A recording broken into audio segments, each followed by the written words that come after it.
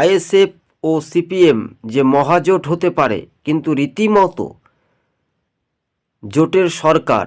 অন্যদিকে Congress, CPM, ISF তিনটি দল মিলে যদি জোট হয় কিনা, তাহলে তৃণমূল ও বিজেপি ভোটে হেরে যেতে পারে, এমনটাই সমীক্ষা মহল, রাজনৈতিক মহল আলোচনা করছে।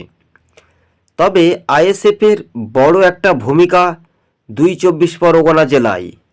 বামেদের সংখ্যালঘু ভোট একেবারে ঘুরে আসতে পারে। যারা একসময় সিপিআইএম পার্টি করত, তারা ভুলবশত কারণে তৃণমূল বিজেপিতে গিয়েছিল, তারা পুনরায় সিপিএমের দিকে এগিয়ে আসছে, এমনটাই খবরের ইঙ্গিত। তবে জোটের বড় হাওয়া বা জোটের বার্তায় রীতিমতো একটা ব্যাপক ভূমিকা নিতে পারে বামেরা। তবে ক্ষমতায় ফিরতে পারে কি, জনগণের ওপর নির্ভরশীল করবে, এমনটাই সূত্র মারফত খবর।